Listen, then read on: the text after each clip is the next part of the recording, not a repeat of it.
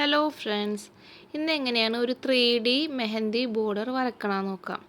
അതിനായിട്ട് 4 ലൈൻ മുകളിലും താഴത്തും വരക്കുക. അതിനുശേഷം അതിൻ്റെ സെൻറ്ററിലായിട്ട് ഒരു നേരിയ ലൈൻ കൊടുക്കുക.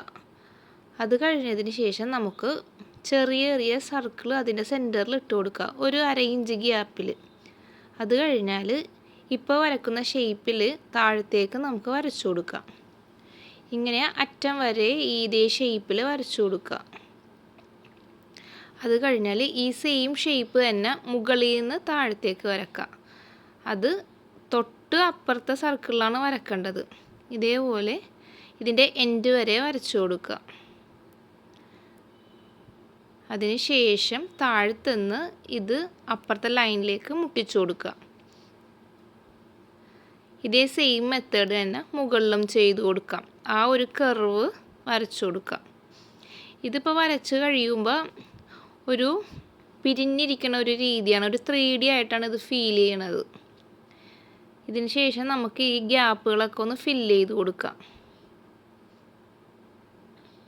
ഇതേ രീതിയിൽ തന്നെ താഴത്തതും നമുക്ക് ഫില്ല് ചെയ്ത് കൊടുക്കാം. താഴത്തെ ഗ്യാപ്പുകളും മെഹന്തി കൊണ്ട് ഫില്ല് ചെയ്ത് കൊടുക്കാം.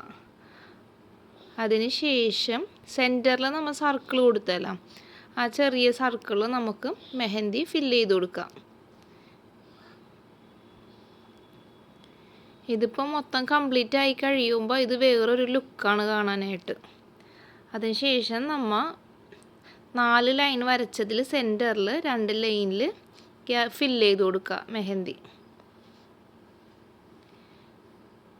ഇതുകൂടി കഴിഞ്ഞാൽ ഇതിൻ്റെ താഴത്തും മുകളിലും നമുക്ക് ചെറിയ ഹംസ് കൊടുക്കാം. ഹംസും കൂടി വരച്ച് കഴിയുമ്പോൾ ഈ ഒരു 3D മെഹന്തി ബോർഡർ കംപ്ലീറ്റ് ആകും. അപ്പോൾ ഇത്രയേ ഉള്ളൂ ഇന്നത്തെ വീഡിയോ. നിങ്ങൾക്ക് എൻ്റെ വീഡിയോ ഇഷ്ടപ്പെട്ടാൽ ഷെയർ ചെയ്യണം, ലൈക്ക് ചെയ്യണം, സബ്സ്ക്രൈബ് ചെയ്യണം. ഇനിയും ഒരുപാട് വീഡിയോസ് വരാനുണ്ട്.